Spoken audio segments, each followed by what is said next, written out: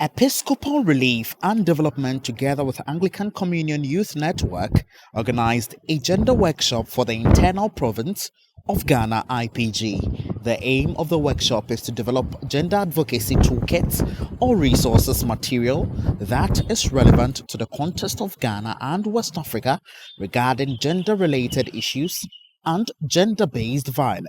Director of Violence Protection Prevention and Resilience of Episcopal Relief and Development, Nicole, expressed that they are interested in engaging young people when it comes to gender-based violence. They believe that a holistic approach must be involved when addressing issues on violence within the community. Hi, I'm Nicole Hassan. I'm the Director of Violence Prevention, Protection and Resilience with Episcopal Relief and Development. And we're here working with the Anglican Communion Network this week, piloting a tool that we're developing to engage young people in Ghana. ERD, Episcopal Relief and Development, is very interested in engaging young people when it comes to addressing violence against women and girls.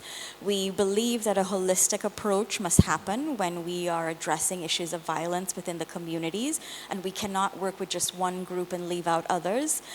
What is needed is a community approach to addressing violence, and our young people are very much leaders of today and the future, and they very much need to be part of any response that happens at community level, at national level, to addressing violence issues within the community.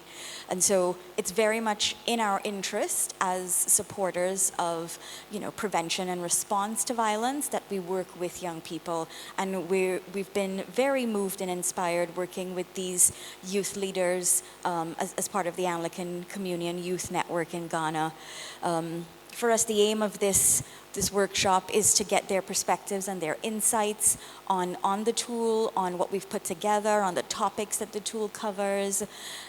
We're very much, anything that we develop needs to be specific to that country that we're working, to the region that we're working in, because we want that what we are discussing resonates with young people within that country. So their insights that they bring from working with young people, from being young people themselves, would be very helpful to strengthen the tool for us and make sure that it is something that can be used within this context and something that resonates with youth, that they themselves see themselves using in the community, and being able to be part of that change that needs to happen at community level when it comes to addressing violence against women and girls. Speaking with Joy Kimani of the Episcopal Relief and Development, she said they want to ensure that young people are involved in decision-making in regards to eradicating violence against women and girls. My name is Joy Kimani. I work with Episcopal Relief and Development.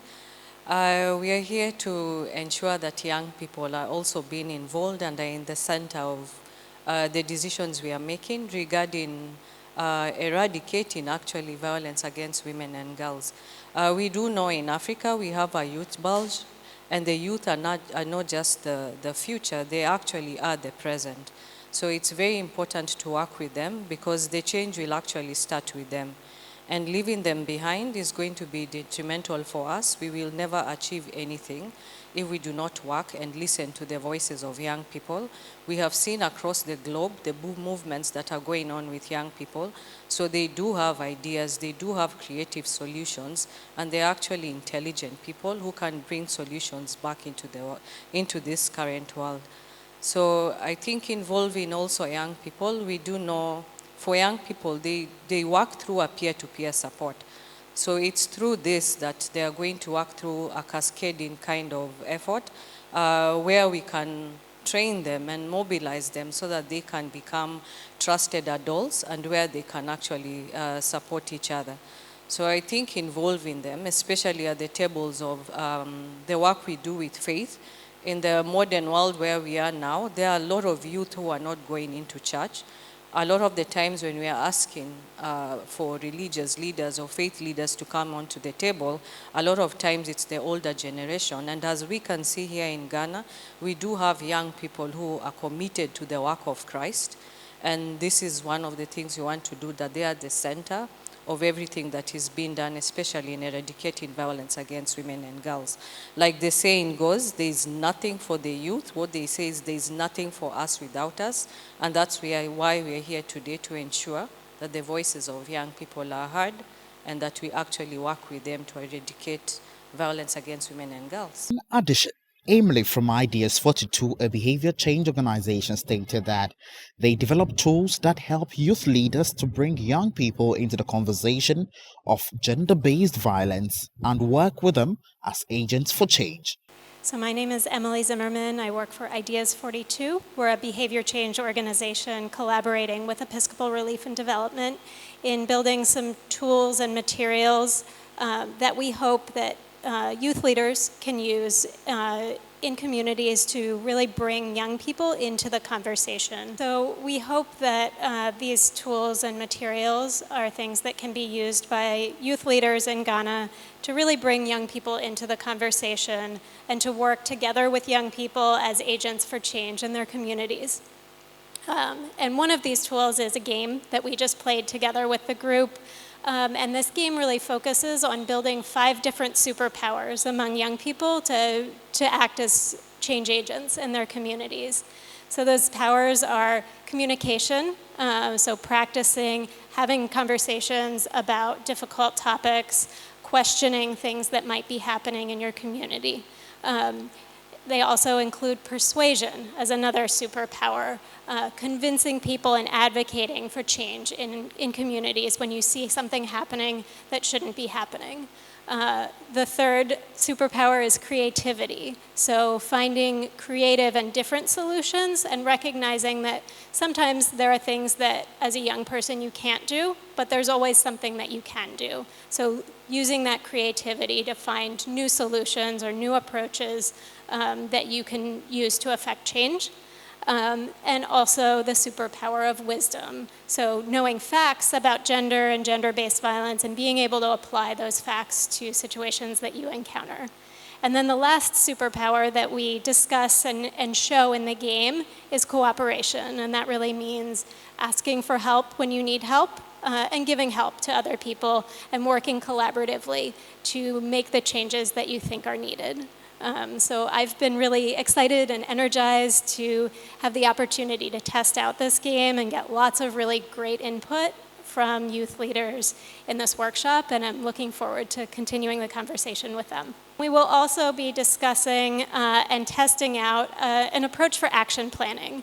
So an approach that youth leaders can use together with community members and young people in their communities to identify what changes they want to see and what pathway they can take to make those changes in their communities. So working together to identify what they want to do and then plan out how they'll do that, how they'll work together, and what resources they can draw from within their communities to make those changes that they want to see. Co-convener for Anglican Communion Youth Network, Reginald Pepsivo Robertson, also stated that the Anglican Communion Youth is working with Episcopal Relief and Development to ensure that they develop the gender tool and resources management material that will be contextual in Ghana. So the Anglican Communion Youth Network is a gathering global platform for young people between the ages of 18 and 35 who are active members, and then we have associate members who are beyond age 35 who are part of the network by virtue of working with young people or doing engagement with young people in their local context, dioceses or provinces. And we've had this long conversation with Episcopal Relief and Development for the past 2 years to see how well we can collaborate in terms of our work and to see what best we can do. And finally, the conversation has been brought to work. And under the 4th mark of mission, that is advocating for just structures for the Anglican Communion's 5 marks of mission, we are working together with Episcopal Relief and Development to ensure that we develop this gender tool and resource material that will be very, very contextual in Ghana. And we've been able to draw 30 participants from all 13 dioceses in Ghana, where they've been able to gather here in Ashaleboche Retreat Center in Accra to have this 2-day section. We are very grateful to Episcopal Relief and Development for funding this, and then we are grateful too for Ideas 42 through Emily's consultative minds. We are able to go through the games and then see how best we can draw these action plans and materials to as well, which we are very grateful for. It's been an exciting section so far, and then the deliberations and conversation and discussions have been very, very thought-provoking, and I'm grateful that people have been able to share experiences and stories from their contest, which we are relying on heavily to draw this material, and then we ensure that whatever that is being come out as resource will be very, very useful to our conversations furthermore in Ghana and then beyond on the continent. And the ACYN is looking at further strengthening our relationship with ERD to see where we can penetrate and where we can enter in the year going. So there's much more work to be done with the ERD, and then it's exciting already. Thanks for being part of this experience, ERD. We are grateful. Some participants also shared their thoughts. Reverend Father Prince Anil of Mensah from the Anglican Diocese of Ho. My expectation at this workshop is that I will leave here enlightened about issues pertaining to gender and violence against girls and women. And as I am informed here, I will go back and be an advocate for gender violence and violence against women and girls. And as it will speak to the conscience of my community, the church community where I find myself serving the Lord, I will use the pulpit to speak to the conscience of everyone I encounter, especially those who are suffering silently and cannot speak about it. I have to devise ways and means to, as it were, speak to these people to know that they have a voice in me. I'm in the person of Millicent Mamle Bedeli. I'm from the Anglican Diocese of Koforidua. Living in a world where issues regarding gender violence has become the norm, I'm expecting that after this training, I'll be able to go back to my people, I'll be able to go back to my community and find ways and means by which I'll be able to address or be an advocate of gender issues in my community. I'm expecting that after this training, my approach to people who have been victims of gender violence will take a positive turn. And then in the end, together we'll be able to contribute to the change that we all seek to see regarding gender issues in our nation. I am Nanekia from the Anglican Diocese of Kumasi, and I came for this workshop to learn more on advocacy, and I've also come to the realization that there are certain models that we'll be using. And aside that too, I'm a Sunday school teacher in my church, so I hope to go and teach people on the models that we've learned so far from this workshop. From the Tamale Diocese in the Upper East region, and so I am an advocate. I'm here for the gender workshop to learn on how to handle gender issues and other related violence in the diocese. And so my expectation is that at the end of the workshop, returning to a region that is comprised of different tribes, I will be with different ideologies. I should be able to deal with gender issues related to the girl, child, and then also women in the diocese. And so I will be very happy to make an impact on my return.